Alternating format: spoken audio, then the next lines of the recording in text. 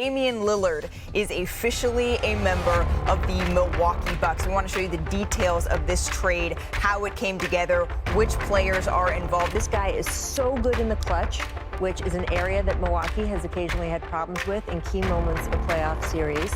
But what they do gain is they gain three-point shooting, something they desperately needed. They gain another leader. They can look at themselves and say, no one in the NBA community, none of our fans cannot say that we didn't do right by Dame. This NBA season is going to be the first one in which Damian Lillard will not be the point guard for the Portland Trail Blazers. Damian got traded to the Bucks, which, even though was not his desired destination, will give us one of the best duos in the league. Dame is going to be paired up with the Greek Freak, and that duo is going to be scary to say the least. Lillard has been known as one of the deadliest guards in the league, and now with a powerhouse like the Greek Freak on his team, who knows what they will give us. However, despite being one of the best guards in the league, Lillard has not really accomplished much during his stay on a collective level.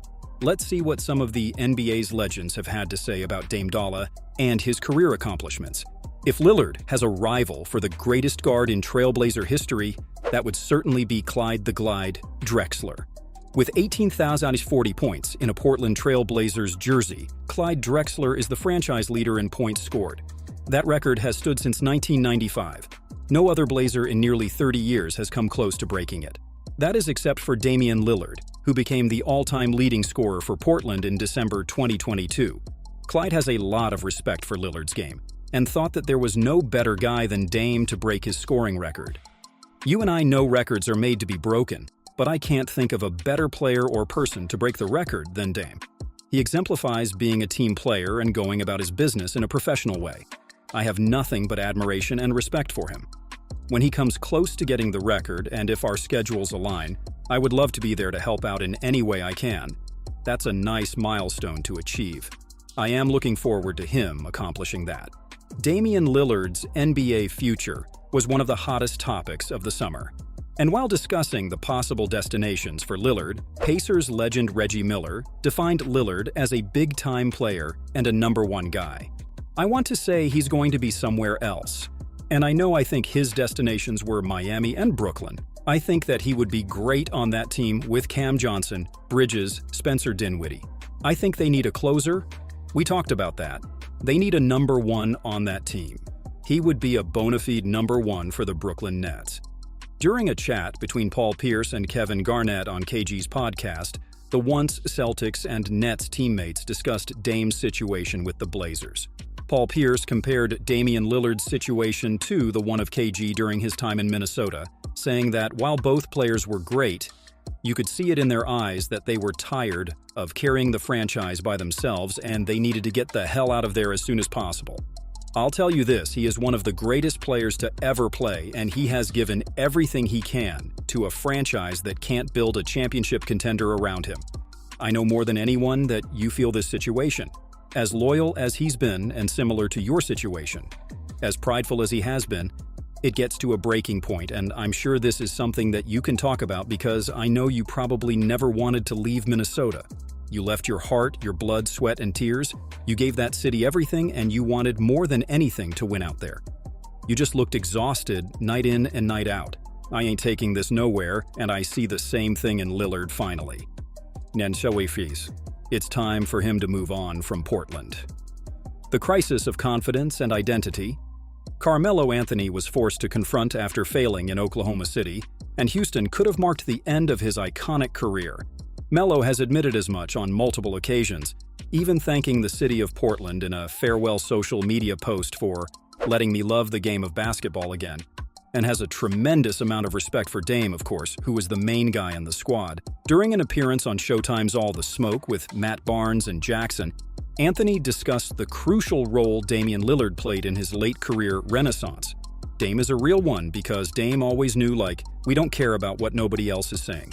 We know you can play, I know you can play, I see you, I'll talk to you. So when you get somebody like that rockin' with you, it makes that situation easier. I always told myself, Dame will always go down as one of my top dogs. Forget basketball, as a human being, you know what I'm saying? It doesn't get better than that. During the later years of his legendary career, Kobe Bryant started softening up a little bit. Not that he wasn't the killer that we grew up watching, but he started praising his rivals and giving them their flowers while they are due, something that we would never witness from the younger Kobe. When the Black Mamba's Lakers faced off against Damian Lillard and the Trailblazers, it is safe to say that Kobe was impressed by Lillard's game. Dame is one of the best players in the league. He is a fantastic player, and he is continuing to improve. He is growing at an extremely rapid pace. His ability to navigate screen and rolls is excellent, and tonight, he did a good job of getting into the paint and squatting behind picks. Strong words, especially when considering where they are coming from. Charles Barkley is one of the greatest power forwards ever, but despite all of his accomplishments as an individual player, he seems to be mostly remembered and trolled these days because he never won an NBA championship, something that Dame would have probably suffered as well if he stayed in Portland for the rest of his career. Being traded to the Bucks doesn't guarantee him a championship, but it is still a step forward in the right direction. However, despite his shortcomings, Chuck respects Dame for staying loyal and not forming a super team like some of his peers, because those championships simply don't mean as much as the others. I'm glad Dame does not give into the peer pressure. It's all right to be a great player and have loyalty toward your city and want to stay in the same place. It's all right to do your best and come up short.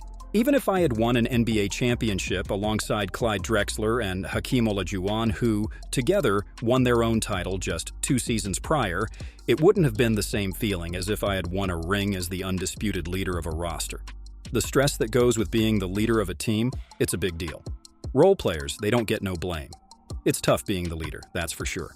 When asked who he thought was the right star for the New York Knicks, legendary Lakers point guard Magic Johnson was set on one name, and one name only.